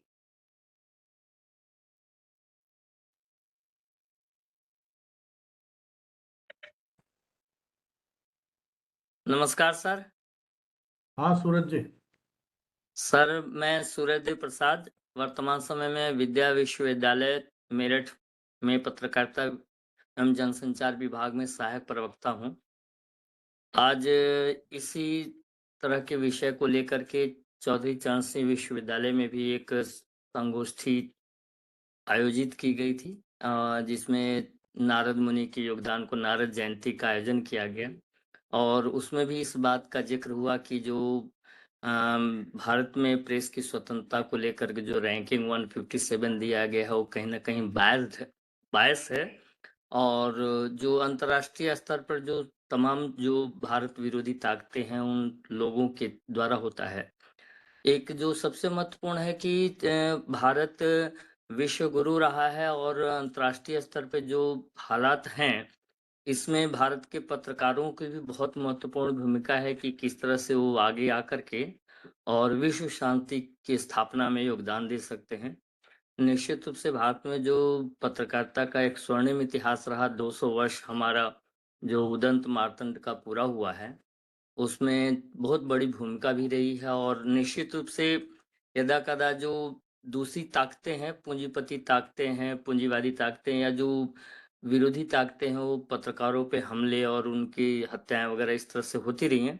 लेकिन मुझे लगता है कि जो हमारी पत्रकारिता की जो साख है उसमें बहुत ऊर्जावान स्थिति है और ऐसी ताकतों से लगातार वो लड़ते रहते हैं। और मुझे राकेश गोस्वामी सर का जो व्याख्यान था, बहुत ही अच्छा लगा। बहुत बहुत धन्यवाद सर। चलिए, थैंक यू वेरी मच। हमारे बीच में प्रोफेसर हेमंत जोशी जी, बहुत ही सीनियर मीडिया एजुकेटर, जर्नलिस्ट हमारी कंट्री के। सर, आप कुछ टिप्पणी करेंगे? जोशी जी, यदि मुझे सुन रहे हैं। ऐसे सर, ऐसे अच्छे और भ्रामक वक्तव्य के बाद कोई टिप्पणी करना उचित नहीं समझता मैं। नहीं सर, फिर भी आपका अनुभव और जो है उसमें आप कुछ। देखिए, सारी चीजों को पत्रकारों की हत्या से जोड़कर अगर हम प्रेस की जो रिपोर्टिंग है उसकी बात करेंगे तो बात बनेगी नहीं। बात तो दरअसल ये है ना कि प्रेस दिखा क्या रहा है। वो छोटा पत्रकार बड़ा पत्रकार की जो भेद है ये लाया नहीं जाना चाहिए। सवाल ये है कि भारत के मीडिया में इस समय क्या दिखाया जा रहा है और अगर उसकी एनालिसिस की जाए ये अच्छा है। देखिए, शुतुरमुर्ग की जो एक स्थिति होती है उसमें रहना कोई दिक्कत नहीं है, अच्छा रहे, लेकिन ये भी देखने की जरूरत है कि जिस पश्चिम के बायस की हम बात कर रहे हैं उससे हम इतने दबे हुए क्यों हैं। राजनीतिक तौर पर तो हम बहुत दबे हुए हैं, हर चीज हम वहीं से चाहते हैं, लेकिन जब बौद्धिक स्तर पर बातें आती हैं तो उस पश्चिम का जो है हम बिल्कुल उससे हट जाना चाहते हैं। तो पश्चिम का ज्ञान तो सबसे खराब है, ये तो मैं मानता हूँ, इसमें कोई दो राय नहीं है। लेकिन ये भी देखिए ना कि इस समय पर्यावरण का इतना बड़ा मुद्दा है, जो जंगल काटने का भले ही बिहार में हो चाहे कहीं और हो, उसको कितने अखबार कितना मीडिया उसका प्रचार कर रहा है, उसके बारे में बात कर रहा है। ये सब चीजें, ये भी पैमाने हैं ना। प्रेस फ्रीडम का जो पैमाना है केवल ये नहीं कि किसने क्या लिख दिया और उसकी हत्या हो गई और क्यों हत्या हुई, सरकार ने की कि आ, किसी और ने की। अगर किसी और ने की तो सरकार का काम दायित्व है कि वो पत्रकारों का प्रोटेक्शन करे। अगर नहीं कर पा रही है तो वो भी एक कमजोरी है। तो ये बहुत सारे प्रश्न और उभर के आते हैं, लेकिन मैं समझता हूँ राकेश जी की मजबूरी, उन्होंने अपने कर्तव्य का निर्वहन किया तो अच्छा है। लेकिन स्थितियां एकदम से मतलब एक तरफी नहीं है, और कभी भी जैसे उन्होंने सचेत किया, मैं सही मानता हूँ उस बात को कि या तो पिंच ऑफ सॉल्ट के साथ देखिए और नहीं तो नमक के भगोने के साथ देखिए। स्थितियां ये हैं कि एक एक तरफ से जो आ रहा है बायस उसको तो पिंच ऑफ सॉल्ट से देखिए, और दूसरी तरफ से जो बायस आ रहा है उसको आप हंडिया में रखे हुए नमक के साथ जांचिए। ये हालत है इस समय। तो इतना ही मेरे को कहना है, बाकी क्या कहें, जितना भी कहा जाए कम है, और राष्ट्र विरोधी मैं नहीं होना चाहता हूँ। जी, थैंक यू सर। कोई और हमारे कहेंगे? चलिए, मुझे लगता है और कोई नहीं विचार है या टिप्पणी नहीं है, तो Priyanka ji, vote of thanks. So, respected dignitaries, esteemed guests, participants of BBI Camp New Delhi, I extend my heartfelt gratitude to all who have joined our 211th webinar, Shaping a Future at Peace, Promoting Press Freedom for Human Rights, Development and Security. It is my privilege to express our sincere appreciation to our eminent speaker, Professor Rakesh Goswami sir. The way sir has shared her insightful perspective and thought-provoking address have enriched our understanding towards role press freedom plays in advancing human rights, role, development and security. His expertise and commitment to journalism have inspired all of us to strive for more and more peaceful society. Sir have also quoted many examples to related aspects, which also build an in-depth idea towards our topic. So World Press Freedom Day basically highlights the role of free media in maintaining peace, human rights and development. So basically ये जो topic था उसमें हमें ये बताया गया किस तरीके से इस AI ड्रिवन सोसाइटी में भी हम डिसइंफॉर्मेशन को और किस तरीके से ह्यूमन राइट और पीस को मेंटेन कर सकते हैं। बिकॉज ऐसा है, हमें कोई भी इंफॉर्मेशन मिली और उससे हमने लड़ाई करना शुरू कर दिया, तो it is very difficult to manage the situation in this AI driven situation. So basically through that also हम ये कोशिश कर रहे हैं ह्यूमन राइट के बारे में बातें की जाए, पीस के बारे में बातें की जाए, डेवलपमेंट के बारे में बातें की जाए। ये जो टॉपिक है वो 2012 से कोशिश किया जा रहा है इस थीम को हम एप्ट करें, बट फाइनली 2026 में ये चीज पॉसिबल हो पाई कि हमने वापस से इस टॉपिक को हमारा थीम बनाया। ड्यू टू सम रीजंस हम इसको पर्टिकुलरली अपना थीम नहीं बना पा रहे थे। So I guess again apart from it sir ने बताया कि इंडिया की जो रैंकिंग है वो बहुत ज्यादा हाई रैंकिंग है। किसने फर्स्ट रैंक होल्ड किया? तो Norway holds the top spot for the 10th consecutive year।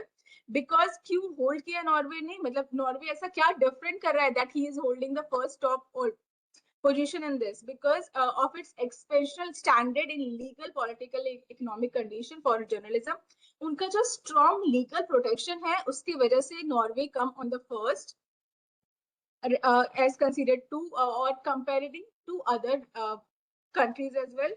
Media independence, the Norway brings independence or we can say कि एक right independence show कर रहा है towards media।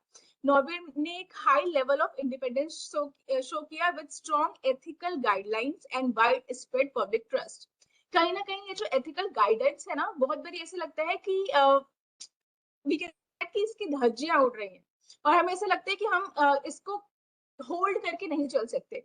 बट नॉर्वे ने ये भी प्रूव किया है कि एथिकल गाइडलाइंस के साथ भी हम टॉप मोस्ट रह सकते हैं और high safety standard, low level of violence against journalist contribute to its top ranking. तो ये सारे कुछ रीजंस थे जिसकी वजह से नॉर्वे फर्स्ट टॉप पे आया है।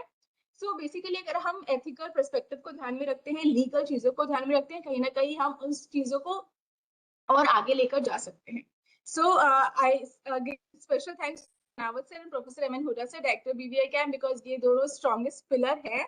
जैसे मीडिया फोर्थ पिलर है वैसे ये दोनों स्ट्रॉन्गेस्ट पिलर है हमारे इस वेबिनार को रन करने में और नई नई नॉलेज को एनहेंस और गेन करने में। And thanks to all the participants जो हमारे साथ कनेक्टेड हैं, and thank you everyone to be stay connected and to give their time and valuable inputs in our webinar. Thank you sir. चलिए, बहुत बहुत धन्यवाद। और ये भी बड़ा रोचक है कि नॉर्वे जहां एक और प्रेस फ्रीडम में नंबर 1 है, वहीं हैप्पीनेस का जो इंडेक्स है उसमें भी नंबर 1 है। लेकिन वो 60 लाख का देश मेरे ख्याल हमारे एक राज्य से भी छोटा होगा। राज्य क्या, एक शहर से भी छोटा होगा मेरे ख्याल। जयपुर जैसा है जो देश है, तो वहां की तुलना भारत से करना मुझे लगता है पता नहीं कितना उचित है या अनुचित है। लेकिन इस फिर भी सिचुएशन में ये बोला जा सकता है कि क्या पैरामीटर जिस बेसिस पे हम ये फर्स्ट कंसीडर करें उनके पैरामीटर में चेंज करना चाहिए। मतलब जो एक कंट्री है जिसकी पॉपुलेशन इतनी ज्यादा है और एक कंट्री जिसकी पॉपुलेशन इतना कम है, मतलब उन दोनों को हम सेम स्केल पे कैसे रख सकते हैं? चलिए, ये चर्चाएं चलती रहेंगी। और संयोग से 5 मई वर्ल्ड कार्टूनिस्ट डे है, तो इस दिन भी हमने कुछ कार्टूनिस्ट को आमंत्रित किया है। तो अभी थोड़ी देर पहले मेरी बात हुई, हमारे एक पुराने विद्यार्थी हैं राकेश रंजन श्रीवास्तव, 1 दशक से अधिक समय से कार्टूनिंग की दुनिया में है। तो वो हमारे साथ होंगे और वो अपने एक आध मित्र से भी बात कर रहे हैं, वो रात तक मुझे बताएंगे। तो परसों शाम को AI जनरेटेड कार्टून्स थ्रेट और अपॉर्चुनिटी, कुछ इस विषय पर बात करेंगे। तो कार्टूनिस्ट से कार्टूनिंग की बदलती दुनिया पर बात करने के लिए आप सब आमंत्रित हैं। वही शाम का 5:30 बजे, सेम लिंक है वेबएक्स पे, अपन फिर मिलेंगे। मेरी ओर से भी बहुत बहुत धन्यवाद राकेश गोस्वामी जी को, प्रोफेसर हेमंत जोशी जी को, और सूरज जी जो हमारे हर वेबिनार में यहाँ रहते हैं और अपनी कोई न कोई टिप्पणी अवश्य करते हैं। जी सर। आप सबकी उपस्थिति हमारा मनोबल बढ़ाती है और नियमित रूप से जुड़े रहें। तो परसों फिर मिलते हैं। बहुत बहुत धन्यवाद। जय हिंद, जय भारत। और जिन मित्रों का सर्टिफिकेट जनरेट नहीं हुआ है अभी, वो अभी रुके रहे, प्रियंका जी उनको हेल्प करेंगे। कोई दिक्कत होगी तो जी उसका सर। समाधान भी हो जाएगा। Thank you very much. परसों फिर मिलते हैं। Thank you so much. धन्यवाद सर। नमस्कार sir.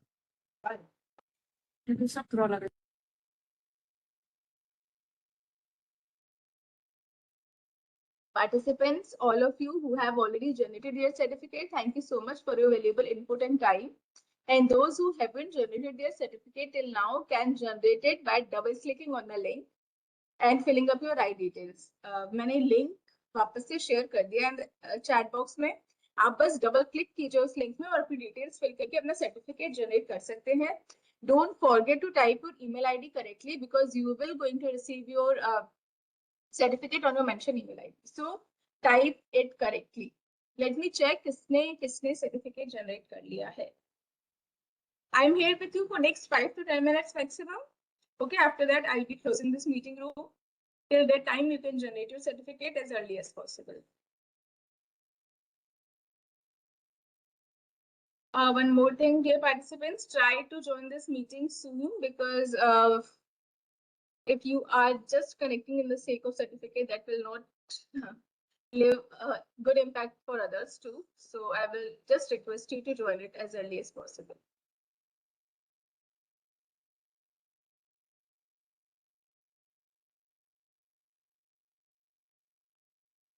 Participants, those who have already generated their certificate, kindly drop the message with the kindly drop your name along with the message received certificate and leave the meeting. Thank you so much. See you in the next webinar, which is on 5th. Okay, I can see that Manohar sir, Pushpinder sir, Dhananjay ji, Rochal ji, Manoj ji, Mohammad Usama ji, Sanjay ji, Girdhar ji, Divakar sir, Rishabh ji, Shweta ji, Dr. Sanjay sir. आप सब लोगों ने certificate generate कर लिया है, so thank you so much. Naringam sir, Virendra sir, Bhagwan sir, Suraj Dev sir. Those participants who are facing any kind of issue, do let me know. I am here with you for next 4 to 5 minutes more. And if you are facing any kind of issue, any kind of technical glitch, do let me know. I'm here to help you out. R.S. Kiran sir, ma'am. R.S. Kiran ma'am, I guess, let me check for you as well. Kiran ma'am.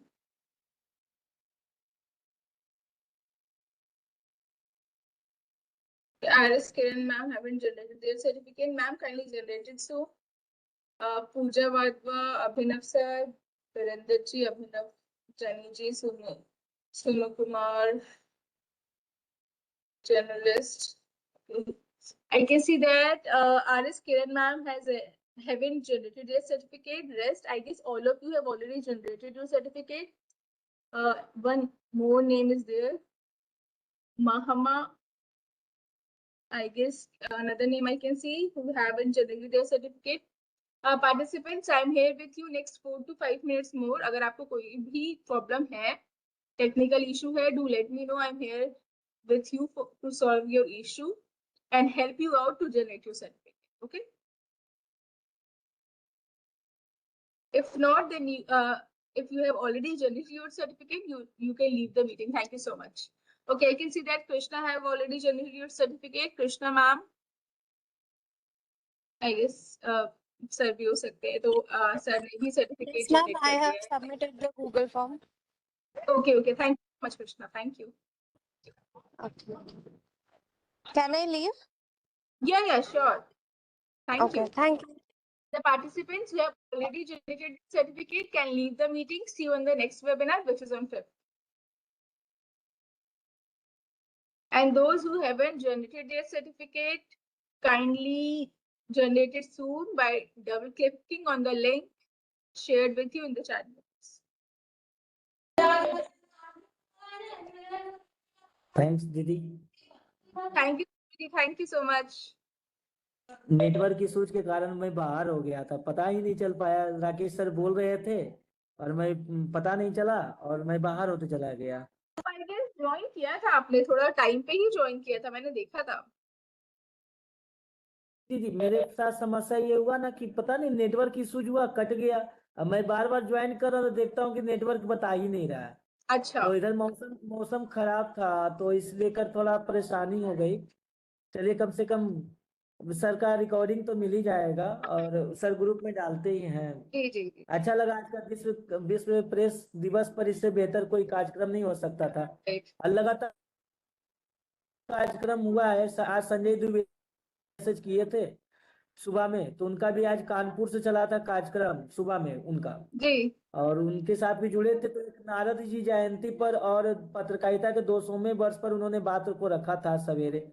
तो मुझे उनसे भी आज बात करने का मौका मिला. मेरे सुबह से आज मेरा उन्हीं से जो उद्घाटन हुआ है आज कार्यक्रम में जुड़ने का अच्छी मिला बात है, मौका. इतना इस कुछ बार आपको आज सीखने को मिल गया, सुनने को मिला. आप कभी आए दीदी बिहार तरफ? जी बिल्कुल, कोशिश करते हैं कभी आए तो मुलाकात करें। कभी आए इधर तो अच्छा रहेगा इस बहाने। आप कभी दिल्ली आए तो आइए पीवीआई कैंप। बिल्कुल कोशिश रहेगी। अब जी। हम वहाँ एक लड़का को रखे हैं, मतलब अपने एक लड़की है, डीयू की छात्रा है। अच्छा। उसको बोले हमारे क्षेत्र की है, वो पत्रकारिता की पढ़ाई कर रही है। तो मैंने उन्हें उनसे बोला है कि बहुत आपके बारे में बताया था मैंने उन्हें कि हमारी एक बड़ी बहन भी है वहाँ पे, आप जाएंगे तो संपर्क कर सकती हैं, आप बिल्कुल कोई दिक्कत बिल्कुल, नहीं है। कोई भी और को बोले उन्हें मैंने इसलिए भी बोला दीदी, क्योंकि मैंने बताया कि कई सारे प्रोफेसर्स का आप इंटरव्यू लेकर के चला सकती हैं, हाँ कोई हाँ दिक्कत नहीं हाँ। है। स्टोरी आप पहला प्रयास कोशिश कीजिए कि आप स्टोरी ही बनाइए, हमारे तो उससे कॉलेज उससे में हमारे सीखने को कॉलेज की मिलेगा। स्टूडियो है, तो वहां पर हाँ भी रिकॉर्ड कर सकती है। हाँ ठीक है, बिल्कुल। कोई दिक्कत नहीं नहीं है उनके। लड़की जानते हैं सबसे बड़ी बात, लड़की लोग के लिए क्या परेशानी है दीदी, मैं देखा हूँ वो इंटर्नशिप करना चाहती है, बेचारी परेशान रहती है, कोई उसे रख ले। तो मैंने कहा कि देखो किसी को अगर इंटर्नशिप करना है तो परेशान नहीं होना है, संस्थान बहुत सारे हैं, वो तुम्हें हाँ कहीं ना कहीं रख लेंगे। और हमें तो अरे तुम्हें कोई सैलरी कोई थोड़े दे रहा है, तुमको सीखना है। तो कम से कम एक आईडी कार्ड से भी तुम चल जाओ, ये हम नहीं होने देंगे। अगर कोई ऐसी लड़की है तुम्हारे टीम में है तो वो बता दो, हम आइडेंटिफिकेशन बना देते हैं, उसके नाम पर लेटर बना देते हैं अपनी कंपनी का, तुम जाकर कहीं भी रिपोर्टिंग करो, कोई प्रॉब्लम नहीं है उसमें। हाँ हाँ राइट। और फिर आइए हो जाता है। और नहीं इंटर्नशिप करने वाले हम भी दीदी छात्र लाइफ में रहे हैं तो देखे है ना कि बहुत परेशानी झेलना नहीं नहीं, पड़ता है। बच्चों अब ऐसा है ना, टाइम के साथ साथ अपॉर्चुनिटीज बहुत ज्यादा आ गई है, बट आपको थोड़ा सा घूमना पड़ेगा, तलाश करना पड़ेगा, then you will definitely get it. Because मैं देख रही हूँ आजकल हमारे जो बच्चे हैं, they are getting paid internship in their first year. मतलब फर्स्ट ईयर में उनको 10,000, 12,000, 25,000, 23,000 की इंटर्नशिप मिल रही है। मतलब दिस इज वेरी गुड। हमारे टाइम में ये सारी चीजें नहीं थी, तो कहीं ना कहीं थोड़ा सा करना पड़ेगा, तो यू गेट इट डेफिनेटली। एक लड़की भी देखिए हमारे मतलब जहाँ मेरा घर है, घर में ही मेरे दूरी पे 5 किलोमीटर की दूरी पे एक लड़की रहती है, मेघा। अभी पंजाब केसरी